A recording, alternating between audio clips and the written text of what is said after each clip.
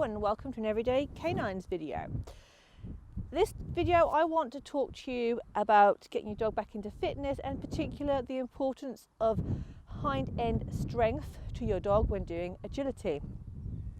So in normal everyday life, our dogs carry the majority of their body weight on their front legs. It's just the natural way they do it.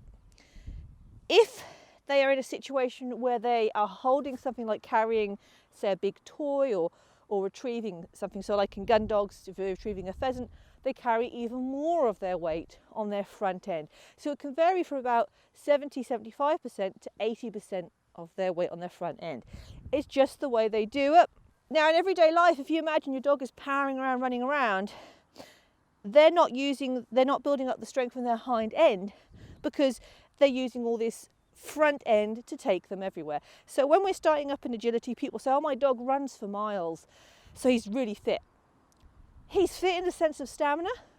He's not fit in the sense that he probably hasn't got as much hind end strength as you realize. We have to actually specifically target the hind end to get that strength. And I discovered this with my spaniel who had luxating patella, and she had actually lost a lot. I didn't know this. She had lost a lot of strength in her hind end. She was barely using her hind end at all when she was competing. So she was not powering with it at all. And it was only when she actually popped a knee, funnily enough, in the living room, and I saw someone, they said, yes, she's not muscular at all back end there. And we changed it. And what she was actually doing, she was jumping and doing everything, all of her front end. And she was literally barely using that back end. So now I spend a lot of time focusing on rear end strength with all my dogs, making sure they got that muscle at the back. Because when you think about it, when a dog is coming up to the jumps, which is where we're going to mainly see our rear end, though it's in other places too, we need them to have a good store of power in their muscles at their thighs and their legs so that they can propel themselves over. The bigger the dog and the more height they have to jump to achieve that, the more important that is. If they haven't got that strength, then what my spaniel was attempting to do was actually to fling herself over with her front legs and barely use her back end.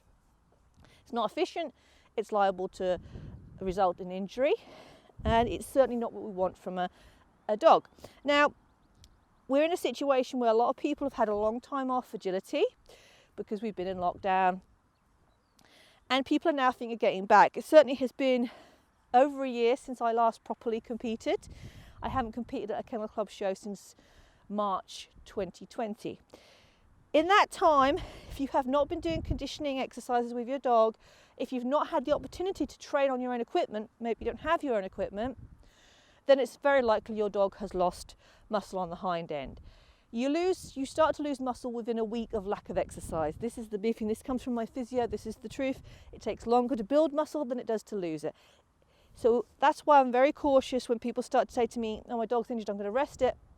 Yes, but be very careful because you're going to be losing muscle the entire time you're resting that dog. So if you're coming back, your dog's coming back from an injury, or it's had time off, maybe it's had a litter of puppies, or maybe you've had time off and you're coming back, you need to start by thinking about getting your dog's hind end muscles back up to speed and strength. So one of the simplest ways we can do that, and there are lots of things we can do, but one of the simplest ways, and this is something everybody can do because it doesn't require any equipment and it's something you can do in your house at home, is we're going to work on a nice sit to stand. This is actually a really good way of judging your dog's rear end strength and ability. So I want to show you what I mean with Swift. Good girl. So if I get Swift to sit, nice, and I ask her to stand, do you notice she stands, I pulled her forward there, but she stands smoothly on her rear legs. She's not pulling herself up with her front legs, stand. She can actually lift herself up, these back legs, she can lift herself up on the back ends again. Okay, stand. So she's pushing herself up, so I can see she's engaging that hind legs. Now, if I did this with her, stand, and she moved forward, she would be pulling herself up with her front legs. And that means she's not engaging these rear legs. That's why this is an important exercise. You can see if your dog is capable of doing this. You can see it even clearer if you do a down. to stand, but that is a later exercise. You only do that once you get past the sit. So let's go down. Okay, so she's in a down. Now I want to see if she can pull herself up into a stand without doing anything other than perhaps, well, she shuffled that, but I want her to do it in one movement. I don't want her moving her feet. Down. Ground's a bit uneven, so that doesn't help. Stand. Yes! Do you see that? She pulled herself up. She did not move. She did not pull herself forward. Those legs were clearly engaged. That is what we want. We want nice, powerful hind legs that can engage themselves. It's also about making sure they know where the rear end awareness is. It's really good. So, how are we going to start this behaviour? Ooh, didn't do that very well, did I? So to start this behaviour, we obviously want a nice sit. Now when I say a nice sit, and it is slightly harder to see in a fluffy dog, but we want a nice tidy sit. Now with Swift, all her legs are tucked underneath her. I have to adjust her back right paw. If I turn you around, you'll see why, because she has a tendency to turn it out. We have twice discussed this with the physio. It's a natural quirk. Break. If I show you, she's actually sat really nice, but do you see it sticking out a bit? And I want that just pushed in and moved back. So I'm just going to adjust it. I want all her feet under her hips, under her knees, so that you can see she's sitting really square and nice. That's your starting point. Nice sits. I also want her front legs to be as even as possible. We have a slight unevenness. We have a tendency to favour our left leg, so I have to watch that. So now I've got this nice sit. I have also not got a hunched back. I've got a straight, smooth back. She's not hunched up.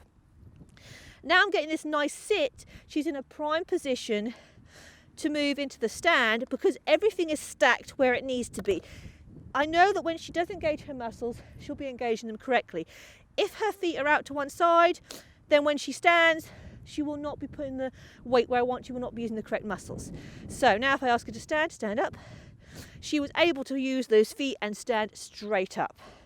When you're first doing this with the dog, and what happens is a lot, when we're teaching our dog to stand, we move forward. That's how we teach our dog to stand as puppies. But what we want is our dog to stand up without that extra step. So we have to sometimes just adjust gently. She's done this an awful lot. We've been doing this for a couple of years. We do all our physio exercises. And so she's really good. But what you might need to do is you just gently pull the treat forward slightly fractionally until you see it start to raise a little bit. She's going to raise straight up into a stand, but you might just see a fraction of a raise. As long as those legs are engaging and raising, you reward that. It might not have to be a full stand straight off. And then as you move on, stand up, we start doing the full sits to stand. And that's where you're going to want to be. So again, every time I'm looking at her, I adjust her feet, make sure her feet are stacked correctly. Oh, she got up herself. I have to do that even more with my spaniel because she does have luxating patella. I have to make sure she's really stacked nicely. So there's the key. Your neat sit to begin with, and then that stand where they raise up straight into the stand. They're not pulling themselves forward with their front legs. Now, in terms of how often would you do this? So, I do my sits to stands as an exercise for strengthening 3 times a week, and with Swift I do 5 sits to stand, and then I do 5 downs to stand, which is the next level on, but you don't do them until you've got the nice stand from a sit. When you're starting with a dog, because obviously they haven't got that muscle strength, I'm at a stage now where I'm maintaining, because we've got that muscle strength, you would be aiming to do 1 sit to stand, really nice sit to stand, 3 times a week. Then you'd gradually move it up and do 2, and then 3 and move up. And I say get to 5, you could probably move up to 10, but I don't need to. I think 5 is enough, especially as I then add in the down to stand. The important thing is to take it gradually. And if you notice your dog is having problems or is uncomfortable with this behaviour, if they deliberately try to avoid the behaviour, it could be your dog is sore somewhere. Please do not ignore that and see your vet. Potentially look at a physio. I am not a veterinary physio, I am just giving you some fitness ideas. So definitely if you think your dog is carrying an injury, if they are reluctant to do anything, first call vet and get a referral to a physio to double check what you are doing. once you get this, obviously I do obedience and other stuff as well, so actually quite often Swift is doing sits to stands anyway, because we're doing it as an obedience exercise. In that situation, however, I don't tend to be quite so fussy about what her back end is doing. She'll just be in a sit and I'll ask her to stand. So what I'm talking about when you're doing these 3 times a week is that you're really looking at that form. You want to be very particular about the form you're getting in the dog's rear end. This is not about how many times you can do it quickly, it's about how good your dog can do it, how neat they're sitting.